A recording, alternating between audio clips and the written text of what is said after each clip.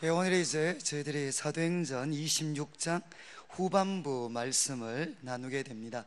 이제 그 앞부분의 내용은 그 사도 바울이 아그리빠 왕에게 이제 자기가 과거에 누구였는지, 그리고 어떻게 다메섹으로 가는 길에서 예수님을 만났는지, 그리고 부활하신 주님께서 청년 사울에게 어떤 사명을 주셨는지를 이제 이야기를 했습니다. 그렇게 한 다음 이제 19절에 보면 아그리빠 왕이여, 그러면서 이제 그러므로 하늘에서 보이신 것, 이제 부활하신 주님, 그리고 그분의 음성을 청년 사울은 들었습니다. 그래서 하늘에서 보이신 것을 내가 거스르지 아니하고, 이거는 뭔가 하면 부정의 부정입니다. 거스르다는 것은 불순종하다라는 뜻인데 불순종하지 않았습니다. 다른 말로 하면 순종했다는 겁니다. 하늘의 그 부르심에 내가 순종을 해서 20절 먼저는 다메섹에서, 그리고 예루살렘에 있는 사람들에게, 그리고 유대 온 땅과 이방인들에게 말씀을 전했다는 것입니다. 그러니까 바울이 이방인들에게 복음을 전한 것은 자기 스스로 결정한 것이 아니라 하늘의 부르심에 순종한 것이다 라고 아그리빠 왕에게 설명을 했습니다. 그런 다음 그가 이방인들과 유대인들에게 전거했던 그 메시지의 핵심이 무엇인가 하는 것을 이제 두 가지로 설명을 합니다. 20절 후반부를 보면 이렇게 표현합니다. 이방인에게까지 이제 뭐라고 전했는가 하면 회개한다는 것은 삶의 방향을 돌이키는 것입니다. 그러니까 슬퍼하고 후회하는 것이 아니라 거기에서 더 나아가서 삶의 근본적인 방향을 바꾸어 버리는 것, 이것이 회개입니다. 그래서 바울이 전했던 것은 회개하는데 누구한테 돌아와야 되느냐? 하나님께로 돌아와야 된다. 그래서 바울이 설교했던 내용은 뭔가 하면 삶의 방향을 근본적으로 바꾸어서 하나님께로 돌아와라, 그리고 회개에 합당한 일을 해라. 대부분 영어 번역은 네가 회개했다는 것을 행동을 통해서 증명하는 생활을 살아라, 이렇게 번역을 하고 있습니다. 그러니까 같은 뜻입니다. 바울이 그들에게 전거했던 첫 번째 메시지는 뭔가 하면 회개하는데 하나님께로 돌아와서 회개에 어울리는 그런 일들을 하면서 살아라, 이것이 그의 메시지의 핵심이었다는 겁니다. 그리고 나아가서 21절을 보시면 그렇게 전했는데 유대인들이 성전에서 나를 잡아 죽이고자 했다는 겁니다. 이것은 아그리빠 왕도 잘 알고 있습니다. 2년 전에 성전에서 바울은 유대인에게 붙잡혔고, 그리고 여러 번 유대인들이 그를 죽이려고 했습니다. 그렇지만 22절을 보시면 하나님의 도우심을 받았다는 겁니다. 하나님의 도우심을 받아서 내가 오늘까지, 바로 이 순간까지 서서 높고 낮은 사람 앞에서 정언했다.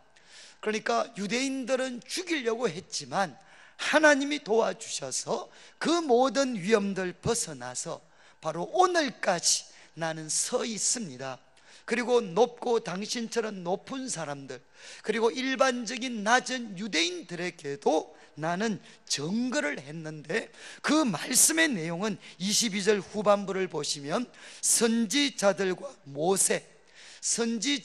모세가 반드시 되리라고 말한 것밖에 없습니다. 내가 그들에게 전했는데 그 내용은 뭔가 하면 모세와 그리고 선지자들, 이것은 무엇이겠습니까? 구약 성경을 이렇게 표현했습니다. 구약 성경은 크게 모세 오경과 선지자들의 글로 이루어져 있습니다. 그러니까 오늘날의 말로 한다면 구약 성경 전체가 이야기하고 있는 것, 그것을 내가 전했다는 것입니다. 그런데 구체적으로 그 내용이 무엇이냐? 23절, 곧 그리스도가 하나님께서 자기 백성들을 구원하시기 위해서 메시아, 그리고 그리스도를 보내실 텐데, 그 그리스도는 오셔서 무엇을 하실 것인가? 고난을 받으실 것이라는 겁니다. 유대인들이 기다렸던 정치적 메시아가 아니고 그리스도가 오셔서 고난을 받으실 것이다. 그리고 죽은 자 가운데서 먼저 다시 살아나실 것이다. 죽은 자 가운데서 먼저 다시 살아나셔서 이스라엘과 이방인들에게 빛을 전하실 것이다. 이렇게 모세의 글과 선지자들의 글이 가르치고 있는데, 나는 이것을 바로 증거했습니다 라고 바울은 지금 이 어떤 아그리빠 왕 앞에서 설교를 했습니다. 변명을 했습니다. 저는 이제 이 말씀을 보면서 바울이 아그리빠 왕에게 자신의 가르침의 내용을 크게 두 가지로 요약을 했습니다. 첫 번째는 회개하고 하나님께로 돌아와서 회개에 합당한 일을 해라. 그리고 두 번째는 그리스도가 바로 우리들의 모든 죄를 지시고 십자가에 죽으셨고, 그리고 그분이 3일 만에 부활하셨고, 그리고 그분은 지금도 살아계셔서 그의 몸된 성도들을 통해서 빛을 전하고 계신다. 그리고 이 빛을 받아야 된다. 이것이 그가 가르쳤던 가르침의 핵심이라는 것입니다. 저는 이제 이 말씀은 우리 성도님들 잘 알고 계시지만, 이 두 가지의 가르침은 이제 말을 바꾸면 오늘날 우리 그리스도인들이 도대체 어떤 사람인가, 누구인가, 그들은 어떤 사람인가에 대한 가장 명확한 답변이 될 수가 있습니다. 저는 이 두 가지를 한 번 더 살펴보려고 하는데, 바울은 이야기했습니다. 그의 가르침의 핵심은 하나님께 돌아오는 것입니다.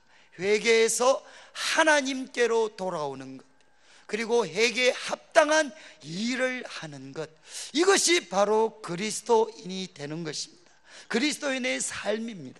제가 이 말씀에 대해서 한 주 동안 묵상하면서, 저는 이제 제가 여러 번 말씀을 드렸지만, 저는 이제 모태신앙이었습니다. 모태신앙. 우리 보통 이제 청년들 말로 하면 모태신앙은 어떤 사람인가? 은혜 받지 못해, 전도하지 못해, 모태 하는 사람이 모태신앙이다, 보통 그런 이야기를 합니다. 그런데 저는 이제 그 모태신앙으로 자라면서 최소한 고등학교 때까지는 교회에서 모범생이었습니다. 그리고 저는 이제 신앙생활은 무엇이라고 생각했는가 하면 교회 생활이라고 생각을 했습니다. 그래서 신앙생활을 잘하는 것은 결국 뭐냐? 교회 생활을 잘하는 것이다. 그래서 저는 이제 공부하는 바쁜 시간에도 아마 교회 예배와 모임에는 거의 빠졌던 기억이 없습니다.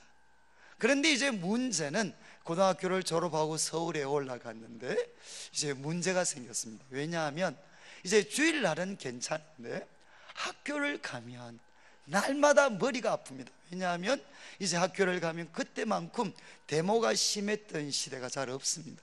매일 데모를 합니다. 그리고 여학생들 친구들이 매일 피 흘리면서 끌려갑니다. 그러니까 제 마음에 날마다 선택을 해야 돼. 오늘 내가 데모에 참여를 해야 되나 말아야 되나. 그리고 내가 만약에 데모에 참여를 한다면 내 인생이 앞으로 어떻게 달라질 것인가. 그러니까 학교를 가면 매일매일 혼란, 갈등, 두려움 속에서 하루하루를 생활해야 됐습니다. 그런데 그때 그런 혼란 가운데에서 제가 질문을 했습니다. 내가 태어나면서부터 고등학교 졸업할 때까지 한 번도 벗어나 본 적이 없는 교회, 그리고 기독교는 지금 나처럼 이 긴박한 상황에 놓여 있는 나에게, 젊은이들에게 무슨 가르침을 줄 수 있나? 내가 지금 교회에서 배웠던 그 많은 가르침 중에 지금 이 긴박하고 혼란스러운 상황에서 나한테 도움이 되는 가르침이 뭔가, 이것을 생각을 했습니다. 그러니까 이제 제가 교회에서 배웠던 것들을 생각을 해보니까 행동과 관계된 것은 세 가지가 생각이 났습니다. 첫 번째는 주의를 빼먹지 마라. 빼먹으면 다친다. 근데 제가 한번 빼먹었는데 그때 얼굴을 갈아붙였습니다. 그래서 다치는구나 제가 마음에 새겼어요. 주의를 빼먹으면 다친다. 그리고 두 번째는 헌금을 떼먹지 마라. 다친다. 이것도 제가 헌금을 한두 번 떼먹어 봤는데 뒤끝이 별로 안 좋았습니다. 이것도 유효한 가르침입니다. 그리고 이제 세 번째는 술과 담배를 하지 마라. 지금 제가 그 어떤 대학 1학년 때 그 혼란스러운 상황에서 최소한 18년 제가 교회에 몸을 담고 있으며 배웠던 것은 이 세 가지 말고는 생각이 나지 않았어요. 그리고 제가 교회에서 어릴 때부터 들었던 성경 지식을 생각하기 시작을 했습니다. 우리 성도님들 잘 아시죠? 다윗이 죽인 거인의 이름은 뭐야? 이러면 삐! 손 먼저 들고 골리앗! 그러면 딩동댕. 그리고 이제 성경 퀴즈대회 점수가 올라갑니다. 그러나 저는 성경 상식은 참 많았습니다. 그런데 여러분, 지금 제가 오늘 데모를 해야 되나 말아야 되나, 그리고 오늘 데모하면 어떤 일이 펼쳐질는지, 그리고 학교에는 날마다 크고 작은 수많은 모임들이 있는데 내가 참석을 해야 되는지 말아야 되는지 날마다 선택을 해야 되는데, 여러분, 다윗이 죽인 거인 이름이 골리앗이라는 게 그게 지금을 사는 나하고 무슨 상관이 있습니까? 그러니까 교회에서 제가 배웠던 많은 성경적인 지식들이 막상 오늘을 사는 그 젊은 어떤 청년이었던 저에게는 아무런 쓸모가 없었습니다. 그때 저는 정말 좀 과하게 표현하면 교회 교육에 대한 심각한 회의를 가지게 됐습니다. 그리고 잠시지만 저는 교회를 멀리하게 됐어요. 결국 기독교는 오늘을 살고 있는, 치열하게 살고 있는 청년들과 그리고 또 이 세상을 살아가는 사람들에게 구체적인 삶의 지침들은 줄 수가 없는 것인가. 그런데 그때 이제 우리 선배들 중에 한두 분이 제가 좀 위험해 보이니까 저를 데리고 그때 무엇을 가르쳐 주었느냐, 제 삶의 최고의 발견이라고 할 수 있습니다. 제게, 야 이놈아, 기독교 신앙은 교회 생활이 맞아. 그렇지만 더 중요한 게 있어. 교회 생활이 전부, 교회 생활이 중요하지만 그걸 통해서 확인하려고 하는 게 있어. 그게 뭔가 하면 기독교 신앙은 하나님과의 만남이라는 것입니다. 하나님과의 만남, 교회라는 조직과의 만남이기 전에 하나님과의 만남이다. 저는 어쩌면 모태신앙이었는데 그때 그 이야기를 처음 들었다. 좀 과장해서 말씀을 드리면 아마 그 전에 많은 분들이 가르쳤겠지만 저는 이해가 안 됐죠. 그때 선배들로부터 충격적인 이야기를 들었어요. 하나님과의 만남이 기독교 신앙의 핵심이다. 그래서 제가 질문을 했어요. 형님, 그러면 어떻게 하나님과 만날 수 있습니까? 제가 하나님과 어떻게 만날 수 있습니까? 그때 이제 우리 선배들이 저에게 가르쳐 준 것이 경건의 시간이었습니다. 경건의 시간.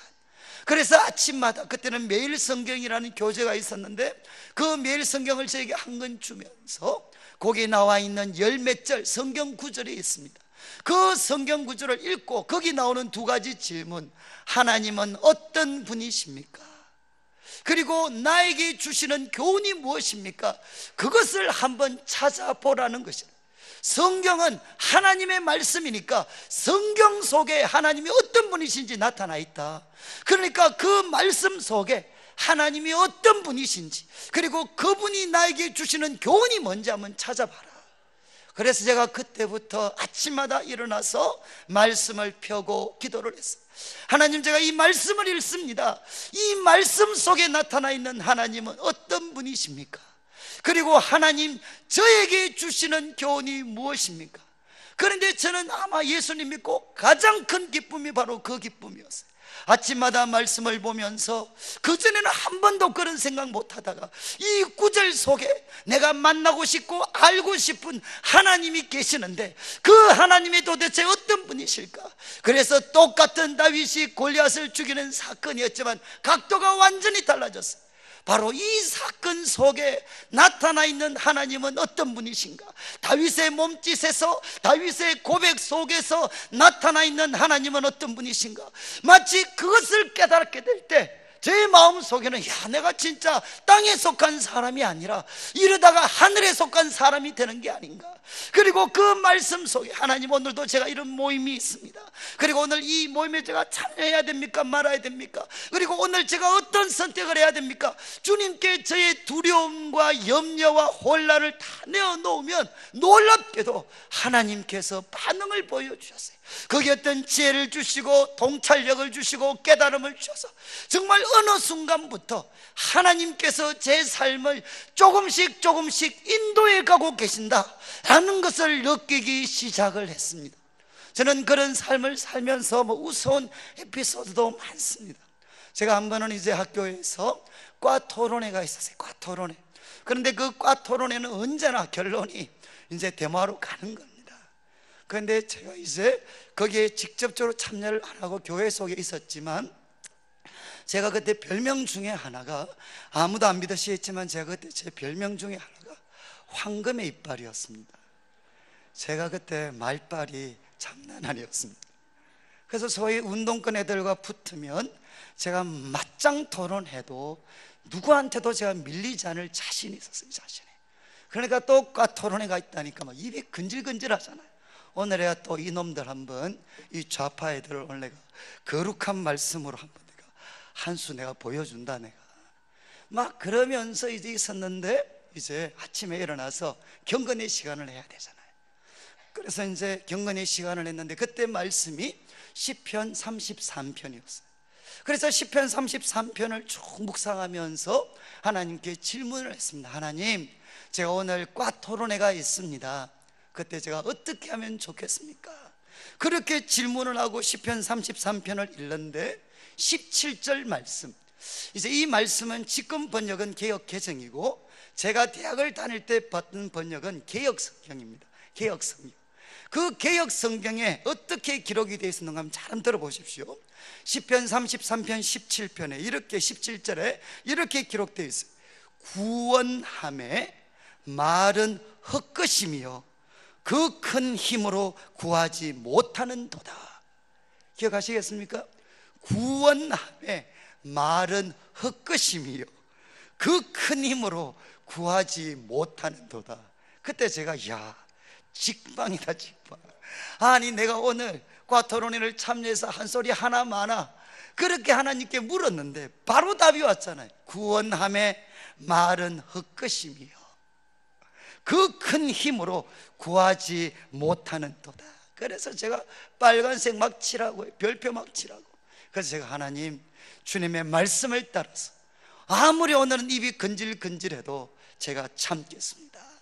그래서 과 토론회를 참석했는데 막 입이 근질근질하죠. 그렇지만 구원함의 말은 헛것이며, 이 구절을 계속해서 고백하면서 끝까지 한마디도 안 했어요. 그리고 집에 왔는데 정말 제가 성령 충만해졌어요. 야, 그리고 한 이틀이 지났는데도 그 감격이 생생하게 살아있더라고요. 그래서 제가 다시 한번 이 구절을 보자, 그리고 조금 더 정확하게 영어 번역으로 좀 보면 조금 더 그 의감을 살릴 수 있을 것 같다. 그래서 이제 영어 번역을 폈어요. 시편 33편 17절 그 NIV 번역을 봤는데 그 영어 번역이 어떻게 되어 있는가 하면 Horse is vain hope. 무슨 말씀인지 아시겠습니까? 저는 구원함의 말은 헛것이며, 이 말은 이건 줄 알았어요. 그런데 제가 지금 읽었잖아요. Horse is vain hope. 그러니까 영어 번역을 보니까 구원함의 말은 헛것이며, 이 말은 뭔가 하면 이 말이 아니고 타고 다니는 말이었어요. 그리고 그 큰 힘으로 구하지 못한다, 이것도 뭔가 하면 군사력을 뜻하는 거였어요. 그런데 저는 이런 말씀, 그러니까 이게 한문으로 되어 있습니까? 그래서 지금 번역은, 개역 개정은 어떻게 되어 있느냐, 이는 저와 같은 사람이 너무 많았어요. 이렇게 되어 있습니다. 구원하는데 군마는 헛되며, 군자를 붙여놨어요. 오해하지 않도록. 그런데 저는 이 구절을 전혀 다른 뜻으로 제가 적용하면서도 너무너무 은혜를 많이 받았어요. 제가 참 말씀을 드리고 싶은 것은 뭔가 하면 부끄러운 것이지만 그러나 제가 그때 청년 시절을 보내며 가장 놀라웠던 것은 하나님을 만나면 오늘을 사는 지금 바로 이 순간에 대한 답변을 하나님으로부터 받을 수가 있다는 것입니다. 기독교 신앙은 무엇이냐? 단순한 교회 조직에 속하는 것이 전부가 아닙니다. 기독교 신앙의 핵심은 돌아서서 하나님께 돌아오는 것입니다. 하나님을 만나는 것입니다. 말씀을 통해 그분이 누구신지, 나를 향한 교훈이 무엇인지를 듣고 나의 마음의 모든 아픔과 모든 갈등과 모든 문제를 그분 앞에 쏟아놓고, 그리고 그분의 반응과 인도하심을 기다리는 것, 이것이 기독교 신앙의 핵심이라는 것입니다. 그리고 또 바울이 이야기했습니다. 또 우리 성경에서 일관되이 가르치는 것은 뭐냐? 그리스도가 고난을 받으셨습니다. 그리고 그분은 3일 만에 부활하셨습니다. 이것이 성경이 가르치는 가르침입니다. 이 세상의 종교는 우리가 노력하면 된다고 이야기하지만 성경은 뭐라고 이야기하느냐? 우리는 죄인입니다. 그리고 구약 성경이 일관되이 이야기하는 것이 무엇이냐? 우리들의 힘과 노력으로는, 세상의 어떤 조식과 지식과 철학으로도 우리를 죄에서 건져줄 수 있는 것은 없습니다. 인간 불행의 뿌리는 어디에 있느냐? 죄에 있습니다. 여러분, 인간에게 구원이 주어지기 위해서 반드시 필요한 것은 죄의 문제가 해결되어져야 합니다. 그런데 하나님께서 놀라운 약속을 주셨습니다. 그분이 그리스도를 보내시겠다는 것이죠. 하나님의 그 기름 부은 자를 보내셔서 그분이 고난받으시는 걸 통하여 어떤 일이 일어납니까? 우리들의 모든 죄가 그분의 고난을 통해서 용서함을 받는다는 것입니다. 해결함을 받는다는 것입니다. 거기에서 더 나아가서 하나님은 우리를 이렇게 사랑하실 뿐만 아니라 죽었던 예수님을 다시 살리셨습니다. 이것은 무엇입니까? 하나님의 능력입니다. 하나님의 능력은 이렇게 크고 위대하십니다. 사랑하는 성도님들, 성경은 우리에게 가르치고 있습니다. 그리스도는 고난을 받으셨습니다. 그리고 그분은 3일 만에 부활하셔서 이스라엘 백성들과 이방인들에게 빛을 전하고 계십니다. 사랑하는 성도님들, 우리 그리스도인들은 바로 이것을 믿는 사람들입니다. 이 그리스도, 성경에 나와 있는 이 그리스도를 믿을 때 예수님께서 죽으셨던 그 죽음이 나의 죄를 깨끗이 씻어주는 죽음이 됩니다. 그리고 그분이 부활하심을 믿을 때 정말 우리들은 어떻게 되느냐? 하나님을 향해 산 자가 됩니다. 그리고 죽었던 예수님을 다시 살리셨던 하나님의 능력이 우리들 가운데 역사되어져서 우리들 속에 영원한 생명, 새로운 생명이 우리들 가운데 주어지게 됩니다. 그리고 우리들 한 사람 한 사람 속에 하나님의 거룩한 영, 성령님이 계셔서 우리를 인도하시고 다듬어 가시고 새롭게 해 가십니다. 우리는 이것을 믿습니다. 저는 이제 청년 시절을 돌아볼 때 저는 이제 제 성향 자체가 좀 이렇게 좌파 쪽에 치우치기가 아주 쉬운 사람이었습니다. 그리고 뭐 제 친구들, 선배들 중에 그런 사람들이 너무 많았어요. 그런데 제가 이제 지금도 참 이거 잊을 수 없는, 제가 이렇게 성경 안에 머물러 있도록 만들어줬던 몇 편의 설교가 있습니다. 그 설교 중에 하나가 김준홍 목사님, 요즘 조금 욕을 얻어먹으시는데, 김준홍 목사님께서 이제 광주 사태 있고 나서 몇 년이 지난 후에 그분이 광주에 있는 교회를 찾아가셨어요.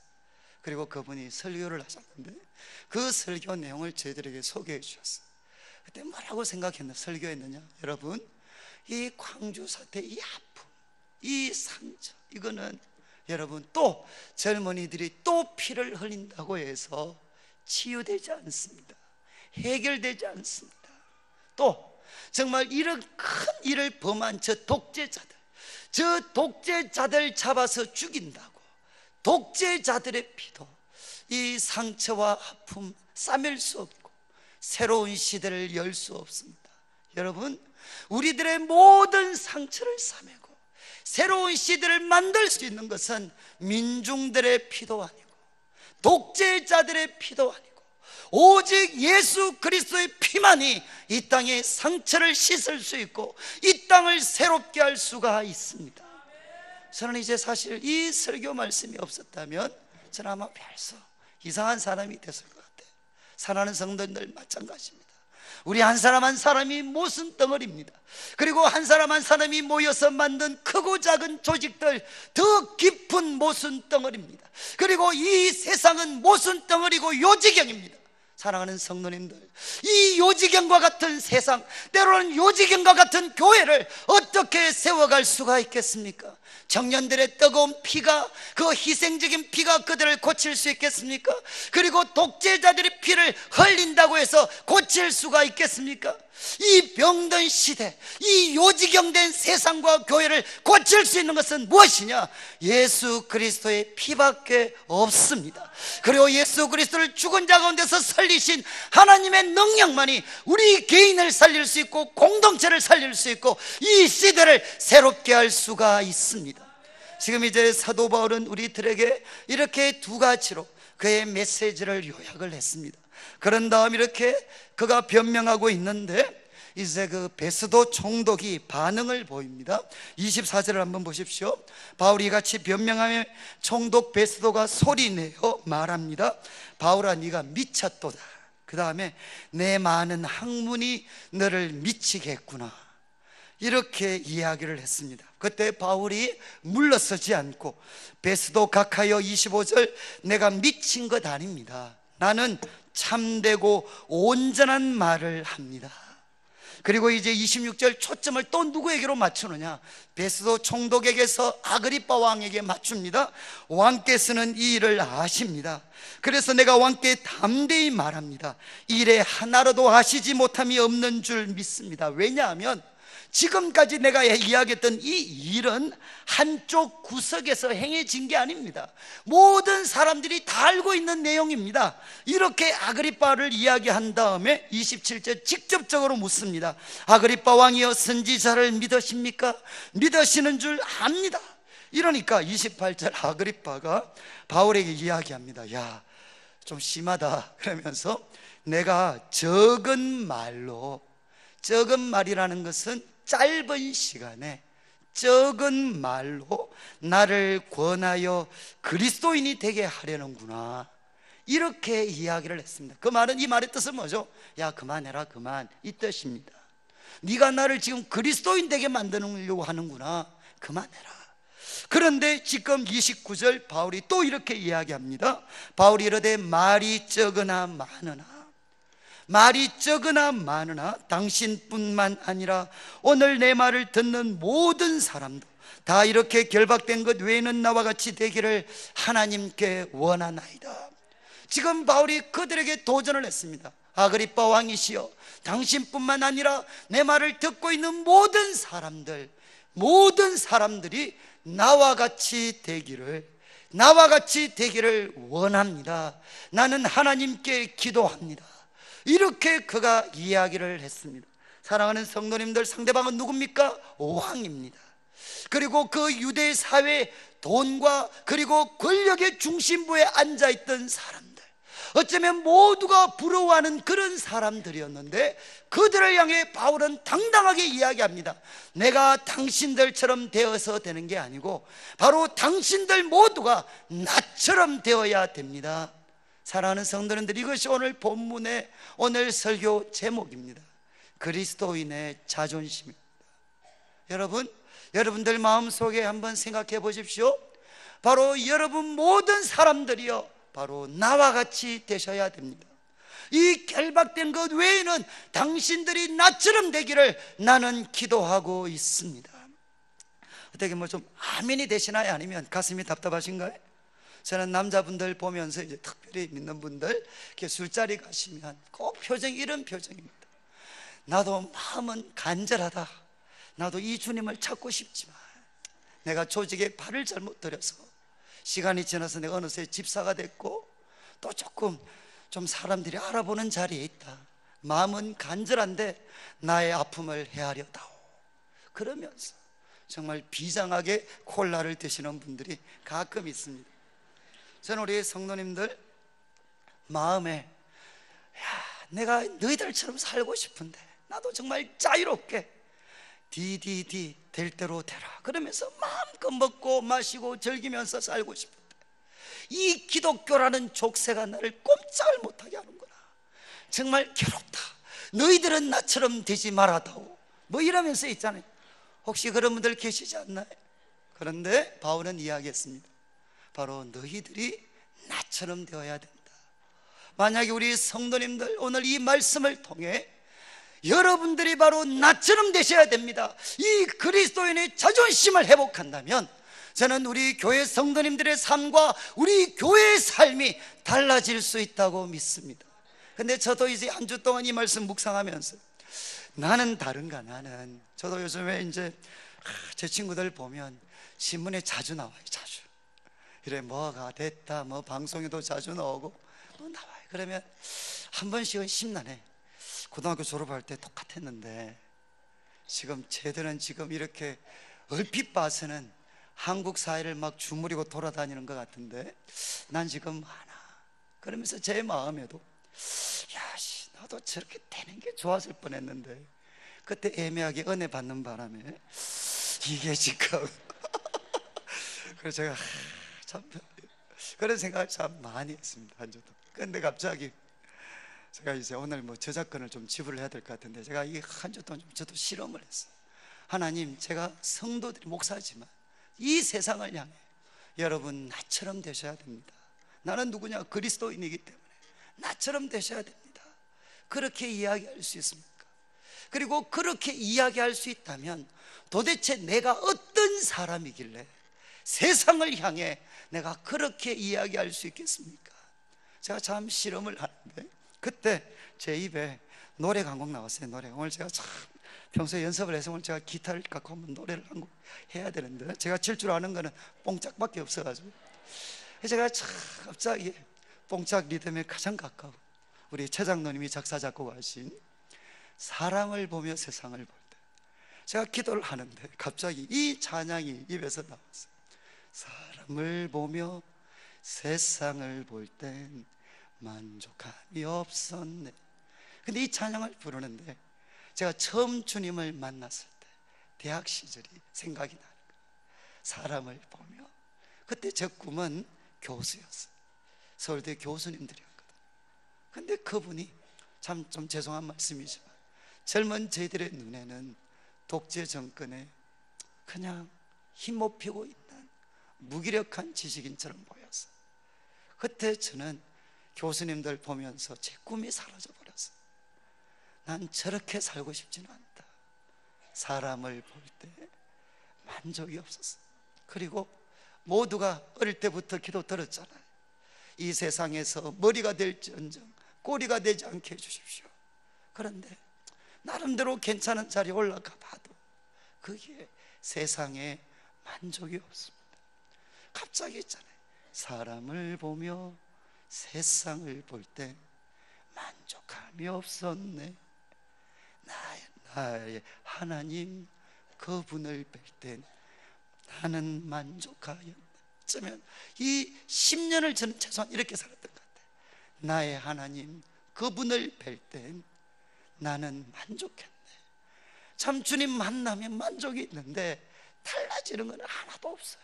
그런데 주님 만나면 만족이 있으니까 그거 하나 붙잡고 살았던 시간들. 그리고 이런 가사가 있습니다. 저기 빛나는 태양을 보라. 또 저기 서 있는 산을 보아라. 천지지으신 우리 여호와 나를 사랑하시네. 저는 예수님 믿고 났어요. 그래도 참 기뻤던 게 저는 예수님 믿고 처음 세상이 아름답다는 걸 느꼈어요. 저는 그전에는 세상은 아름답지를 못했어요.